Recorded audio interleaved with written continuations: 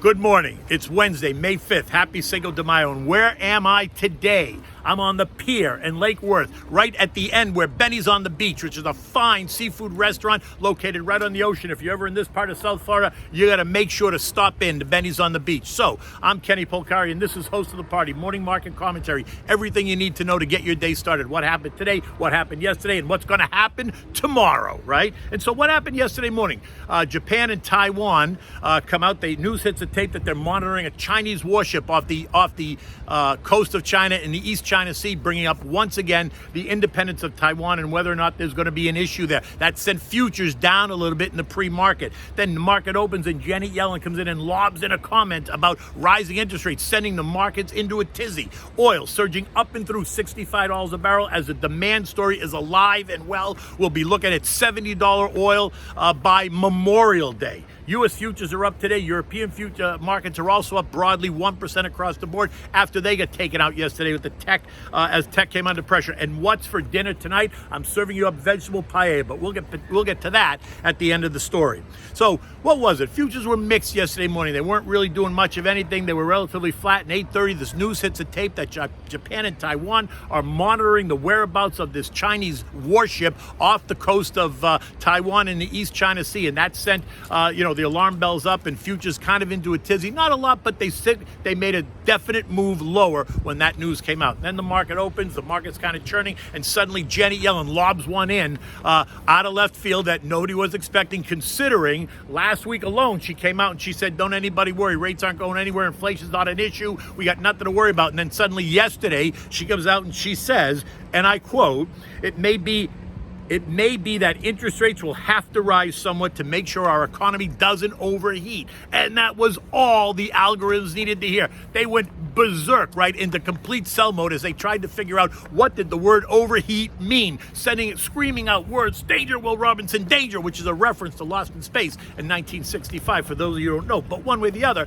the algos didn't know what to do when they heard that statement. So what did they do? They always do what they do. They sell first and ask questions later. The NASDAQ and all the high-growth sexy names coming under pressure as waves of sell orders washed over the market, sending the NASDAQ down 400 points by noontime as investors and traders tried to dissect and understand exactly what Janet Yellen said. Did she say something that the market didn't already know? Was it completely out of left field that she even said it, considering what her stance has been over the last couple of weeks? One way or the other, as the selling washed over the NASDAQ, the other markets sold off in sympathy, right? The Dow, the S&P, the Russell, all sold off in sympathy as investors and traders tried to understand exactly what Janet Yellen was said. And then suddenly the alarm bells went off at the Fed and the alarm bells went off at the White House, and Jen Psaki, the White House press secretary, made a call to Janet Yellen and said, you should probably retract that statement because you're sending the markets into a tailspin. So what did she do? She did what we call a do-over, right? Janet Yellen came out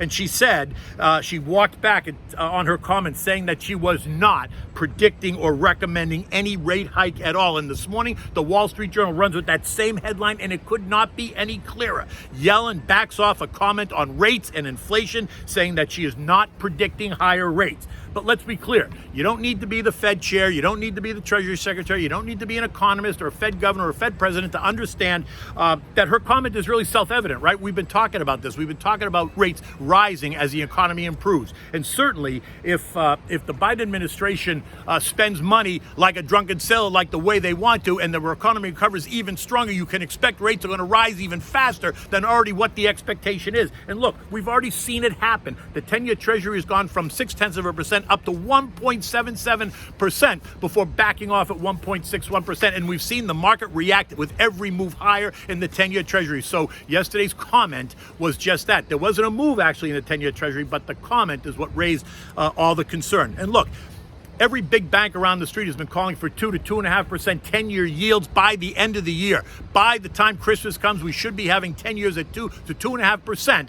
And they were all explaining it as a normal reaction to a recovering economy, right? Some of us are very concerned that the reason that the rates might move is not so much as the recovering economy, as much as there's this building underlying story of inflation. Because if inflation hits the way some people think it's going to hit, then rates will rise and rise substantially, and they'll rise faster than what the Fed or anyone else has been telling us all along. And so that is much more the concern versus rates rising under a normal kind of healthy, robust recovery.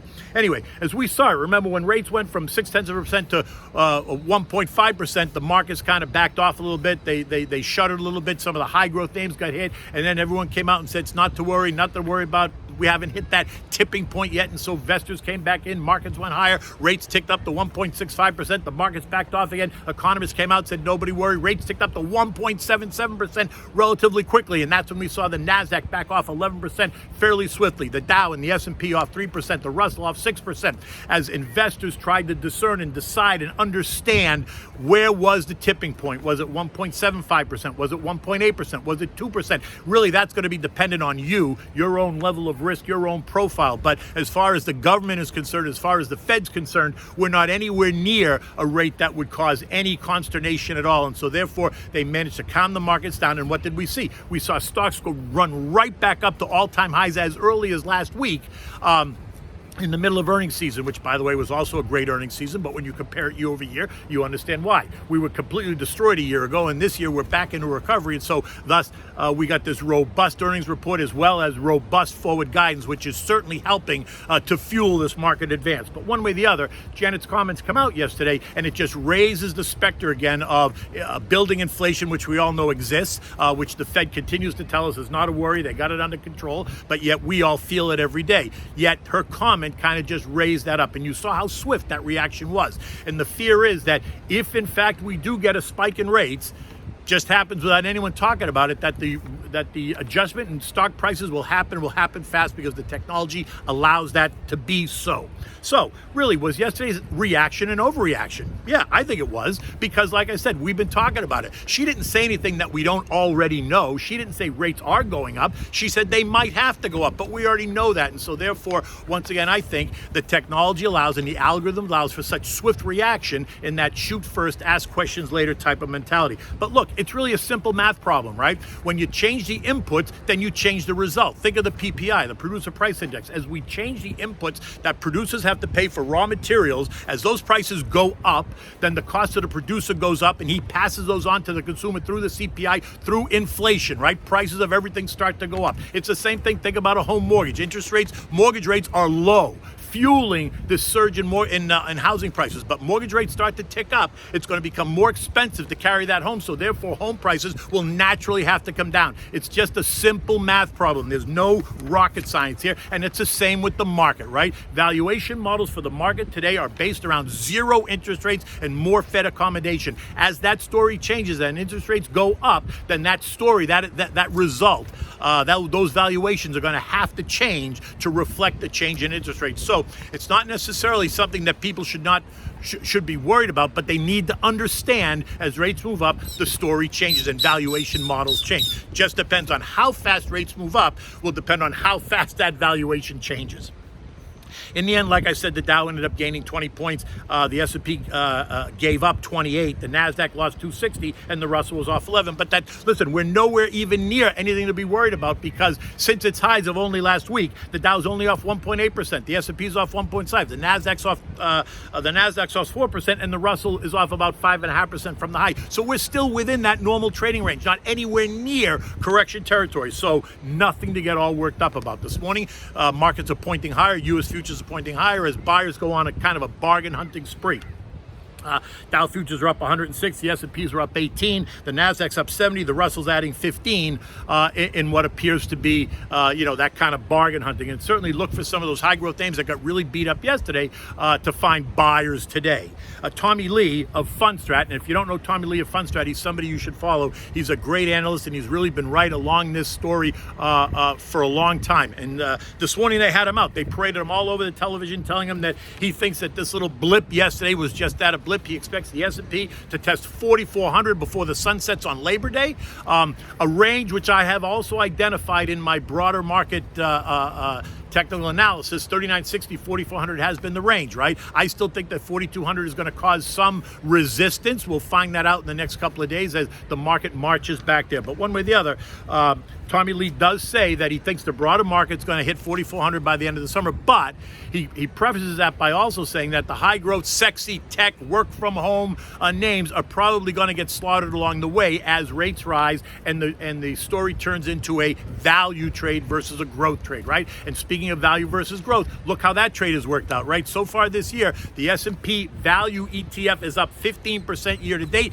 The S&P growth ETF is only up 7% year to date. So value is outperforming by better than 100%, and it's only May. And if this story continues, the recovery continues, the cyclical story, the recovery trade continues, value will continue to outperform. So where are we? Eco data today, right? We're going to get the first look at April employment stats. ADP comes out expecting 875,000 new jobs to have been created. Or restored. You can look at that any way you want. We're also going to get market services PMI, expectations of 63.1. ISM services PMI, expectations of 64.1. Both solid numbers, well into expansionary territory. We're also going to get mortgage apps, mortgage delinquencies, and mortgage foreclosures as well. European stocks are up across the board, better than 1%. PMI's coming out there across the whole region, a little bit better than expected. Look for individual company reports, country reports coming out of France, Germany, and Italy. The dollar is up just slightly. It was up earlier overnight, up about 40 cents, but has come back in near the flat line, but remains well within support and resistance at 91.07 and 91.79, right? Trading at 91.60 at the moment, smack right kind of in the middle of that range. And oil continues to surge higher, now trading up above $66 a barrel, has broken out of that $60 to $65 range that I've been talking about for months, where it's now up 82 cents at $66.52 a barrel. The demand story is alive and well. The American Petroleum Institute comes out and tells us that there's a crude stockpile reduction of 7.7 million barrels of oil in the last week. That is 3 times greater than what the expectation was, telling us that there is a demand for oil. Expect oil probably to hit $70 a barrel. I wouldn't be surprised if we hit $70 a barrel by the end of May, Memorial Day weekend, considering it's got summer driving season. There's going to be a huge demand for oil as the economy opens up and people start traveling again. Have you been to an airport recently to see the throngs of people just dying to break out? Bitcoin is trading at 55,000 this morning. Ethereum is trading at a little bit better than 3,300. And Dogecoin, yes, Dogecoin continues to rise, now trading at 68 cents, up 21% overnight. Look, the S&P closed at 41.64 last night after testing as low as 41.28, right? Piercing right through 41.40, a level that I thought was going to find some support, which it did for a little bit, but then the selling just overwhelmed. The buyers stepped back and let the market go even lower. They started to come back in around 41.28 as buyers started to go bargain hunting, looking for opportunities. But look, if Tommy Lee's correct, then the S&P will be trading at 4,400 before you know it. I still think it's going to run into some resistance at 4,200. I think the back off is going to come before you get that next surge forward, but that's what makes a market, right? Both buyers and sellers. It still feels a bit toppy to me. It does, although I'm not saying we can't go higher if everyone comes out and continues to support the low interest rate, full Fed accommodative story, right? You know what you can do? You can text the word invest to 21,000 on your phone to get my digital business card. Feel free to download it. Give me a call. I'm always happy to talk about you. In the meantime, we got to worry about what's for dinner. And today I'm giving you vegetable paella, right? It's a relatively simple dish to make. And for those of you who are not meat eaters, this is the perfect dish for you to make. For this, it's like a traditional paella, except it's got no meat, no chicken, no sausage, no clams, no fish, no nothing. It's just vegetables. So for this, you need olive oil, you need a red pepper, a yellow pepper, you need chopped scallions, you need vegetable broth, 5 or 6 cloves of garlic, you need saffron threads, you need the white rice, like a Goya white rice. You need 3 cups of broccoli heads. You need a cup of asparagus chopped. You need a cup of fresh frozen baby peas and a cup of cherry tomatoes sliced in half. Then you need Kalamata olives and green olives. You can mix them or you can use one or the other.